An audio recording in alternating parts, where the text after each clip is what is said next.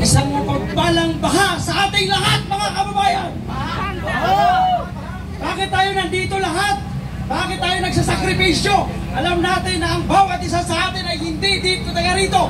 Galing pa sa iba't ibang lugar, maulan, matraffic, malayo ang pinanggalingan. Ngunit nandito tayo upang magkaisa. Kapagkat ang laban ito ay hindi laban na kung sino mang politiko. Ang laban ito ay laban ng bawat nilalang na Pilipino.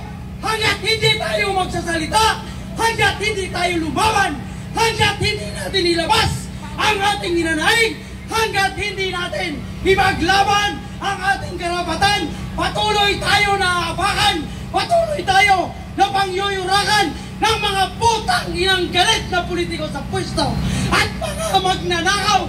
At ang namumuno dito ay hindi si Martin Romualdez at lalong hindi si Saldico.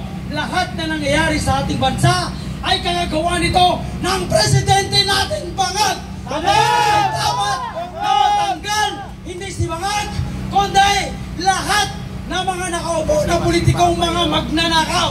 Kahit tayo ay medyo na mamahaos na, pero tuloy po, kailangan natin ilabas ang ating galit. Kailangan natin magkaisa, sapagkat kung hindi tayo gagalaw ngayon, kailan pa? Ngayon na!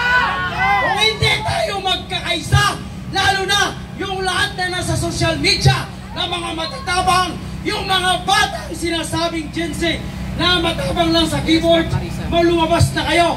Dahil kung hindi tayo lumaban, itong mga kabataan, kayo yung kawawa dahil kayo ang mga nasa susunod na henerasyon. Hindi kaming may edad na, kayo ang magiging kawawa kung hindi kayo lumaban. Kaya kung gusto nyo ang tunay na pagbabago sa gobyerno na puno ng pagnanakaw, kailangan lumabas kayo. Kailangan nating lumaban. Sapagkat kapag hindi natin pinaglalaban ito, hindi lang nangyayari sa administrasyong ito. Susunod at susunod pa, sapagkat ang kanilang plano ay mamuna sa gobyerno habang buhay. Kaya kung hindi natin sila mapapalis, kung hindi tayo magkakaisa, kung hindi tayo lumaban ng patas sa mga politikong ito, patuloy tayong gagaguhin. At ito ang ginagawa nila ngayon sa Kongreso, sa Senado. Nakita nyo kung paano nila gustong pagtakpan ang nangyayaring investigation ngayon. Blue Ribbon Committee, nung nagsibulgara na, nomination, ang names cannot mention, which is Martin Romualdez and Saldico, agad pinaritan ni Senator Marcolita. Pabayag ba tayo dyan? May natira pang boses. At ngayon, ang ginagawa po nila sa House of Representatives, nakita nyo ba? Ang kumanta ay si Diskaya. Ang kanilang gustong bigyan ng Witness Protection Program ay si Bryce Hernandez. Tama! Bakit kung gusto nyong pagbigyan ng isang proteksyon ng lahat na whistleblower at lahat na kumakanta, bakit hindi lahatin? Bakit si Bryce Hernandez lang at si Mendoza? Bakit hindi lahat na kumakanta? Bakit hindi nila pwedeng pag-usapan sa Kongreso si Martin Romualdez at si Saldico? Bakit kailangan nila pag-uusapan lang yung mga baka sa Davao daw? Kailangan imbestigahan ang flood control sa nakaraang administrasyon. Gago ba sila? Bakit nila imbestigahan ang flood control sa nakaraang administrasyon kung wala namang nangyaring corruption? Kung wala namang nangyaring ghost project? Ngayon bubuo sila ng isang investigative, isang independent investigative body para daw imbestigahan. At gusto nila itigil ang investigation sa Blue Ribbon Committee. Okay lang sa House of Representatives. Tangina, wala tayong makukuha dyan. Dahil ang kanilang paggagawin ay pagtatakpan lang ang pagnanakaw ni Saldico na halos ayaw nga nilang imbitahan. Hindi nga nila ma-mention. Sa House of Representatives, wala tayong aasahan sa investigation. Kung gusto natin makita ang tunay na investigation, nasa Blue Ribbon Committee. Dahil naniniwala po tayo na ito ang legit at may karapat-dapat na mag-imbestiga sa nangyaring corruption sa ating bansa. Ngunit mukhang gusto nila ipatigil ito. Kung ipapatigil nila ang Blue Ribbon Committee, lalong walang malalaman tayong mga Pilipino sapagkat gagawin nila itong tahimik sa pamamagitan ng sinasabi nilang independent investigative body. Ngunit sila lamang yung makakaalam at ilalabas lang nila yung gusto nilang ilabas at ang kanilang gustong pagtakpan ay pagtatakpan nila. Ulit ito, dahil wala na akong boses. Kung hindi tayo lalaban, kailan pa? Yun lang, wala nang boses. Maraming salamat. Maraming salamat. Okay. Okay, sino ba magsalita? Yung may boses. Kasi papahingahin mo na yung nawala ng boses. Yung mga gusto mag-volunteer. Sino pa? Kailan pa kayo magsasalita? Kailan pa kayo lalaban? Hanggang kailan ninyo kimkimin ang sama ng loob ninyo sa mga gobyerno natin, mga magnanakaw? Ilabas nyo na. Ngayon na ang oras at panahon. Ilabas nyo na ang galit ninyo dito upang marinig nila. Nagising na kayo. Alam ko, mas lalo ng panahon ng eleksyon, nagsilabasan ng mga yabang ng mga congressman na kung magkano daw ang binibigay sa kanilang budget. Mr. Speaker, may mga congressman dyan na sinasabing 3.5 billion. May mga congressman na sinasabing 5.5 billion. Akala mo kung makapagpamalaki sila ng budget na binibigay sa kanila ni Speaker, akala mo galing sa bulsa nila. Mga putang ina nila, pera ng taong bayan yan. Dapat mahiya na sila. Tingnan nila ang mga taong naghihirap. Siguro naman tuwing bumabiyahe sila o umuwi sila sa kanilang mga tahanan, marami silang nadadaanan sa mga eskinita, kalye, na may mga taong halos wala nang makain habang sila nagpakasasa sa pera ng kaban ng bayan. Kailan pa kayo magsasalita? Kailan nyo pa ilalabas ang inyong mga hinaing laban sa inyong mga congressman kung anumang mga distrito ninyo? Magsalita na kayo at ipahayag ninyo na alam na ninyo ang kanilang mga ginagawang pagnanakaw at pagsasamantala sa pera ng taong bayan. Kung hindi tayo kikilos ngayon, kailan pa, sabi ni Kuya Vlogger. Kung hindi tayo, sino? Dapat tayo. I'd like to acknowledge the presence of Mayora. Mayora!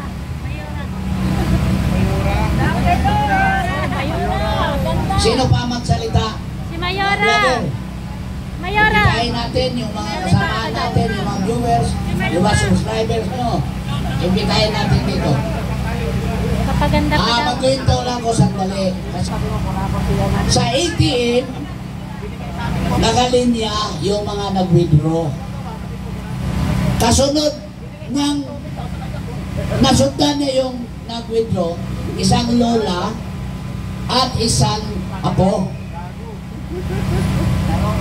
Tinitingnan niya kung magkano ang pera ng lola.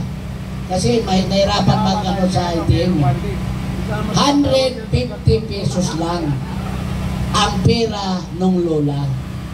Gusto silang kumain ng donut. Dalawa siya, apo at saka lola. Withdraw nila ang 100 pesos. Withdraw nila at saka nagsabi ang lola, mabubusog kaya tayo nitong withdraw ko. Kasi hindi na ma-withdraw yung 50 pesos sa ATM. Wala namang ATM, wala namang 50 pesos doon. 100 meron. So naiwan yung 50 pesos niya, balance. Na-withdraw niya ang 100 pesos. Doon sa katabi ng ATM, at doon sa loob ng ATM, nandun yung 7-Eleven. Diba? Sa 7-Eleven, napili sila ng buy one, take one. Ito ang mukha ng ating bansa ngayon. Diba ninyo naisip? Kawawang lula. 150 ang pera sa ATM. Iniwan lang yung 50 pesos. Ma-withdraw lang niya. Makakain lang sila ng kanyang apo. Buy one, take one. Donut. Nagkwento sa akin. Sinabi niya, hindi niya natiis yung nangyaring obserbasyon na doon sa Maglula. Pinilihan na lang niya ng isang karton na Dunkin Donut. O sa loob, yung donut sa loob, binili niya. at binigay niya at natuwa yung maglula doon na nakatikim sila ng maraming donut. Kasi buy one take one, 100 plus juice, 100 lang. So nabusog sila at nagpasalamat sila. Ito ang mukha ng ating bansa ngayon. Maraming hindi makakain ng tamang pagkain. Kung tutusin natin, sino ba ang totoong nagbayad ng buwis sa gobyerno? Tayo po, mga ordinaryong tao ang nagbabayad ng buwis dahil bawat kinain natin, bawat ininom natin, may buwis na nakapatong dyan sa mga nagtitinda. Lalo na doon sa mga kainan. Yung mga gasolina na ginagamit ng mga drivers at nagbigay tayo ng pamasahe, may buwis na yan, value added tax. Ang nakakasakit, from retail to wholesale, doon sa mga malalaking negosyante na punta ang ating buwis. At sila daw nagbabayad ng buwis, pero kinuha nila yung buwis galing sa ordinaryong taong mamimili. Yon ang pinideclare nilang buwis ng kanilang mga negosyo. Hindi sila nagbabayad ng buwis. Tayo po ang nagbabayad ng buwis dahil ang buwis natin taga-kulikta sila dahil doon tayo bumibili sa kanila. So ngayon, anong ginawa ng gobyerno sa pawis at dugo na pira na inaambag natin sa gobyerno sa pamamagitan ng buwis? Ninanakaw! Ninanakaw nila ang ating pira na dapat ibigay sa gobyerno sa serbisyo ng pangkalusugan. Di ba? Sa magandang tulay, sa magandang proyektong housing, upang lahat na mga tao makatira, makakain ng tama, makasakay ng hindi maabala sa traffic. Ninanakaw nila yun. Dapat maintindihan ng taong bayan yan. Ha? Dapat nga tayong magalit. Bakit ninanakaw nila ang pera natin? Ito po, sikat na sikat ang Pilipinas dahil dito po sa lugar na ito nangyari ang unang people power na nagpatalsik sa diktador na ama ni Bongbong Marcos. Sikat tayo sa buong Pilipinas. Ginaya tayo, di ba? People power revolution in the Philippines became famous. Ginagaya tayo. Nagiging light to the world na magkaroon, pwede palang magrevolusyon, magpalit ng rehimen sa pamamagitan ng mapabiyapang revolusyon. Sinundan natin yan ng isa to. Di ba? Ginaya sa Pakistan, sa ibang lugar na din mapayapa. Ngayon, anong ginawa natin? Naunahan na tayo ng ibang bansa sa people power. Nepal ang kasunod. Unang Indonesia, Nepal, napatalsik nila ang mga kurakot nila ng mga namumuno sa gobyerno nila. Tayo, kailan natin gawin yan? Kailan? Kailan natin gawin? Patalsikin ang nananakaw at ang mga buhaya sa bansang ito. At pagkatapos silang patalsikin, magkakaisa tayong ayusin ang bansa natin. Parang wala na maglulang iiyak dahil yung kanilang pirang 150 pesos hindi na makasya sa kanilang kinakain sa oras ngayon. Ngayon, singilin natin si Bongbong Marcos Dahil siya ang presidente natin, sino ba ang sisihin natin? Sino? Si Presidente Bangag na walang utak. Dahil nakagulo tayo ngayon sa kanyang pamumuno. Dahil he is a weak leader. Hindi siya marunong magpatakbo sa panggobyerno ng Pilipinas. Ako po, dati po akong undersecretary ng Department of Energy, cabinet ng previous na administrasyon. Putangin ang mga kabinet ngayon. Nagpa-auto-auto sa isang walang utak. Kayo mga kabinet bakit hindi ninyo masabihan ang presidente na mali ang kanyang mga ginagawa? Sumusunod kayo sa isang walang utak. Baliw! Ganon kayo mga gabinete ngayon ni Bongbong Marcos. Bongbong Marcos, ulit-ulitin ko, isa siyang threat. Ano sa Tagalog ang threat? Ano? It's a national security threat. Ano yung Tagalog doon? Banta! Siya po ang banta ng ating seguridad sa bansa. Pero mo, pumunta sa China nung bago lang naalala, di ba? I would like to acknowledge the presence of Kay Eric. Oh, Kay Eric. Salamat, Kay Eric. Pumunta sa China, nakipag-usap daw sa INSEC, mga Chinese leaders na magkaisa. Kasi ang China kasi, culturally, traditionally, ay partner na ng Pilipinas yan sa ekonomiya. Nung araw pa, yung lolo ng asawa ko, lumangoy galing sa China, papunta dito, dahil gulo ang China at hindi pa sila mayaman noon. Naglangoy, nagnegosyo sa Pilipinas. Umasinso. Nagkaanak. Kung tutuusin, mas nauna pa silang nakapaanak sa mga Pilipino ang INSEC. Kaya nga, ang ating ekonomiya, INSEC ang ating halos lahat ng mga exchanges sa trade. At gumana ito. Pero nung pumunta si Bongbong sa China, and then pumunta sa Amerika, ano nangyari? Bangag nga Oo ako, INSEC, oo ako. Pagdating sa Amerika, ayaw ko na ng mga INSEC. Dito ako sa inyo, Amerika. Di ba liw? Oo ngayon, bukas hindi na.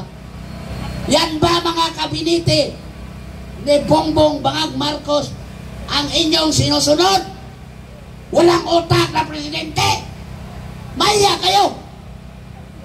Kayo po graduate sa Harvard, PhD at iba't ibang universidad sa buong mundo pa. Karera yung iba dyan. Pero putang ina, tinalo lang kayo sa utak na isang baliw. Anong nangyari sa bansa natin? Dahil palaging sinusunod ninyo ang utak ng baliw at bangag na walang utak. Kasi ang baliw kasi, iba ang kanyang pag-iisip. Diba? Alam niyo naman yung baliw Oh. Pero pinagtigaan ninyo. Bakit?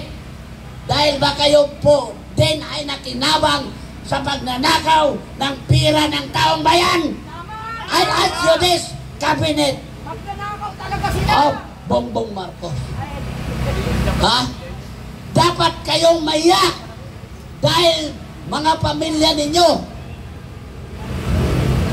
nahihiya, binubuli na kanilang mga classmates. Bakit ninyo sinusunod ang baliw at bangag na Pangulo na walang utak? I'll ask you, withdraw your support to Bongbong Marcos. Join us and condemn that insane president. I'll challenge you. Those who are in the executive, in the judiciary, and Congress also, withdraw your support to that bangag president we have now. Meron pang naiwan na 2 taon, mahigit. Putang ina! Ano nang mangyari sa bansa natin? Kung siya pa rin, kung tutuusin natin, ngayon, marami ng taong diskumpiyado. Iba't ibang lugar dito sa atin, sa Metro Manila, nagkaroon na ng mga rally. Palakpakan natin silang lahat na nagkising at inayawan na nila ang bangag na presidente. Balang araw, one day, those who are in the different areas of Metro Manila, Luzon, and over the Philippines, we will go together in a one place and in unity we will rise and say, Marcos alis dyan! Marcos alis dyan! Marcos alis dyan! Marcos alis! BBM resign! BBM resign! BBM resign! Stay up!